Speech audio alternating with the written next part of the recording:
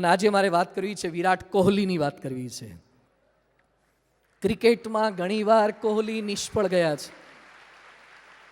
બહુ આઉટ થઈ જતા હતા કોહલી, આઉટ થઈ જતા હતા, ઘડીએ ઘડી આઉટ થઈ જતા હતા, પણ એનો ઉત્સાહ હતો કે મારે મહેનત કરવી છે, સતત આગળ વધવું જ છે, પ્રયત્ન કરવો જ છે.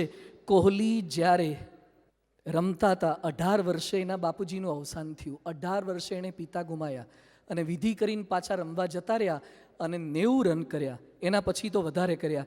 ઇન્સ્ટાગ્રામમાં વિરાટ કોહલીના ફોલોઅર છે 26 કરોડ ને 60 લાખ. 26 કરોડ ને 60 લાખ વિરાટ કોહલીના ફોલોઅર છે અને પાકિસ્તાનની વસ્તી છે 24 કરોડ. આપણો ભારત દેશ આ છે. તો વિરાટ કોહલીનો ઉત્સાહ, વિરાટ કોહલી એક જાહેરાત આપવાના 7 થી 10 કરોડ લે છે. ઇન્સ્ટાગ્રામમાં પોસ્ટ મૂકવાના 7 થી 10 કરોડ રૂપિયા લે છે. અર્જુન એવોર્ડ ને એવા કેટલા એવોર્ડ એને મળ્યા છે, પણ ઉત્સાહ એનો. રઘુનંદન શ્રીનિવાસ કામત, 1954માં કર્ણાટકમાં જન્મ, બહુ જ ગરીબ પરિવારમાં ઉછેર થયો. પછી ભણવા માટે બહાર એના મિત્રોના સંગે બધો બહાર આવ્યો. 7 ભાઈ બહેનમાં સૌથી નાનો. પિતા ફળ વેચે, રઘુ પરીક્ષામાં નપાસ થાય, પિતા સાથે ફળ વેચવા માટે જવું પડે. ફરતી પાછો મોટા ભાઈ સાથે બોમ્બે આવ્યો, ખોલીમાં રહેવાનું થયું અને એમાંય કંઈ ભલીવાર આવ્યો નહીં ધંધામાં કે રોજગારમાં.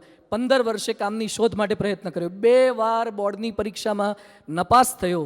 ભાઈ ગોકુલ રિફ્રેશમેન્ટનો ધંધો કરે, જુહુમાં 12x12ની રૂમમાં રહે.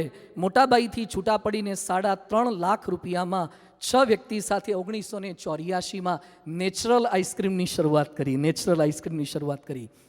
જોવો છો ને રાજકોટમાં નેચરલ આઈસ્ક્રીમ લાઈનો લાગે છે, ફળમાંથી આઈસ્ક્રીમ બનાવે. આજે આખા દેશમાં 150 જેટલા આઉટલેટ છે, 300 કરોડનું ટર્નઓવર છે. રોજનો 20 ટન આઈસ્ક્રીમ બનાવે છે, 20 ટન નેચરલ આઈસ્ક્રીમ બનાવે છે. 12મા ધોરણમાં 10મા ધોરણમાં 2 વાર ફેલ થયેલો છે. ગભરાતા નહીં, ચિંતા ના કરતા. કોઈ પણ પરિસ્થિતિમાં અદમ્ય ઉત્સાહ સાથે કામ કરી શકાય છે. તો આપણો ઉત્સાહ કેવો હોય છે એના આધારે આપણને ખ્યાલ આવે છે.